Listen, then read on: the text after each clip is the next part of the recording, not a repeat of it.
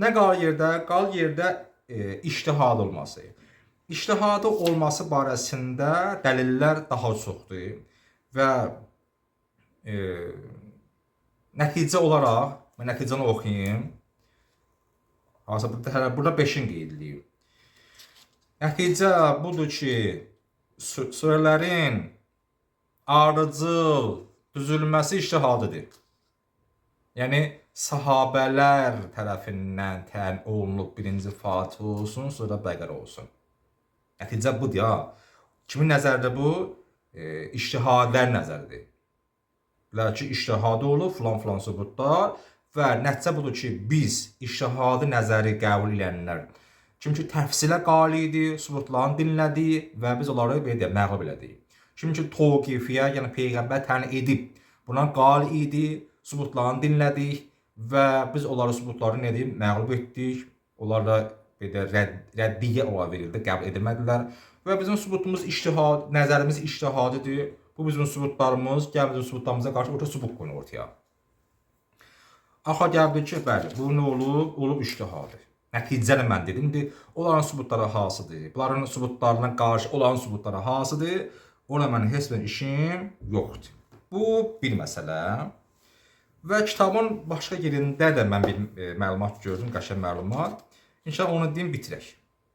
Yaxşı, bitirək dərsimizi. İnşallah qalsın. Allah indi ömür versə, Allah məsəl bilsə, inşallah qalacaq sentyabra dərsimizin davamı. Çox geniş, maraqlı bəhsəmiz olacaq. Demişik, Quran elmləri asan elm deyil. Ağır elmdir, dərin elmdir, çox şaxəli elmdir. Bunu bilən bir çox şey bilir. Bax, bunu istərsən bilməyindən, sən bu mövzum, mənim danışım mövzu, sənə məcbur edir ki, baxasın tarixə. Sən apar tarixə. Tarixə belə eləyəsən ki, məsələn, Peyğəmbər dövrü necə olub?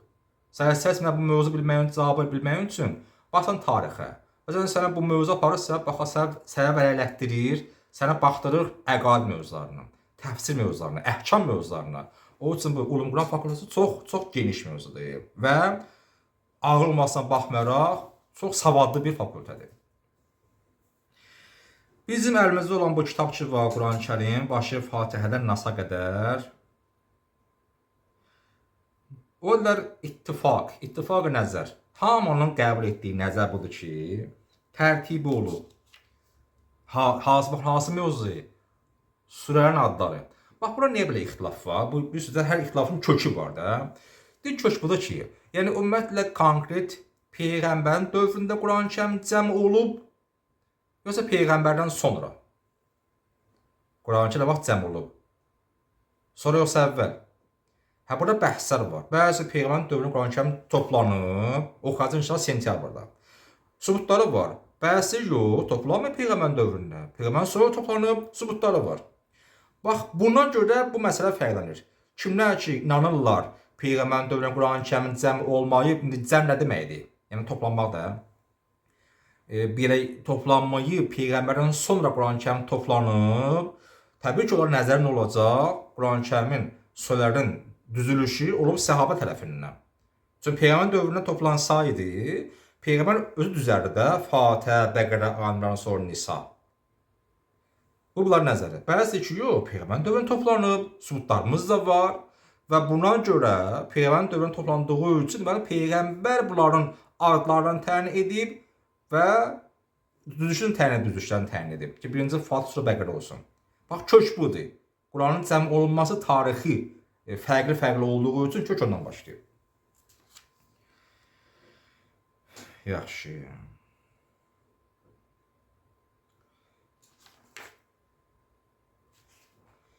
Toqifi olub, iştihadı olub və yaxud da ki, nə olub? Təfsil.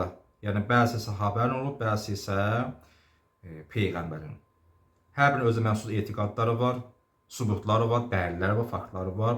Yəni, bunun nəzərin qəbul etminin öz sübutları var. O nəzərin qəbul etminin öz sübutları var.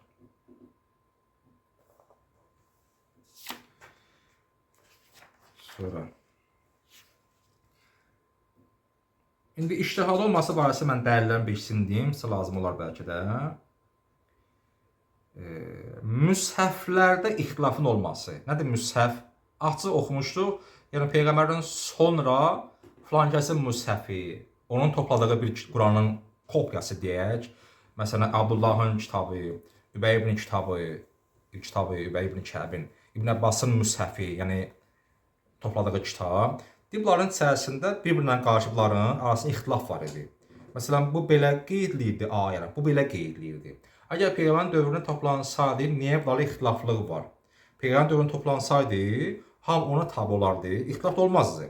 Onun dövründə toplanmayıb deyə, söylən adlar elə təyin olunub deyə, Peyğəmbərin sonra bunlara ixtilaf yaranıb. Belə bir nəzər ortaya qoyulur. Buna bir şübhə də var. Yəni bu nəzəriyyəyə ortaya şübhə atırlar ki, axı Peyğəmbər dövründə toplanıb filan şeyə görə. İkinci, Osmanlı dövründə toplanan Quran ki, daha çox məşhur nəzərdir bu. Osmanlı dövründə toplanır da bilirsiniz. İnşallah biz onu oxuyacaq. Necə toplanır, nə kimi boşluğu vardı, onu oxuyacaq inşallah axırda, sentyabrda. Osmanlı dövründə ki, belə bir daha çox Osmanlı dillər, Osmanlı topladığı Quran. Bu da bunu bildirir ki, toplanıbsa, deməli ictihaddır da bu. Və sahabələr niyə toplayıblar Quran-Kərim bir yerə? Toplayıblarsa, deməli orada adı təyin ediblər və s. Üçüncü məsələ və son cümləmiz,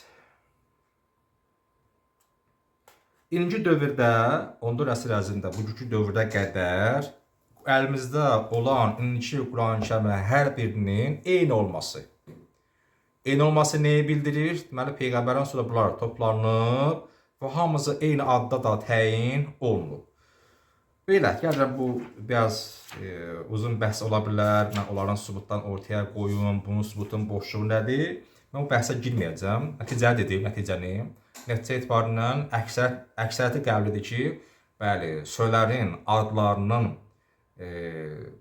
söylərin adları yox, bu düzülüşü, söylərin düzülüşü nədir? İctihadidir. Daha çox bunu qəbul edirlər. İnşallah indi görək sentyabrda məsələn yeni bir icadlar, yeni bir sübutlar, tövqifi barəsində, ictihadı barəsində olsa, inşallah deyərik, daha biz indi dərsin son olduğu üçün bunun biz bəhsinə girməyik. Allah elmimizi artıq eləsin, Allah bizi Quranla məşğul eləsin, Allah bizi Quranları salmasın, Allah imanımızı kamil eləsin, Allah yolun gözlədiyimiz 12-ci amiyyaşını tezləşdirsin, Allah əsərimizi qorusun, Allah xəstə şəfa versin, amin. Allahümmə salli ala Muhammed və al Muhammed və accil faracahum.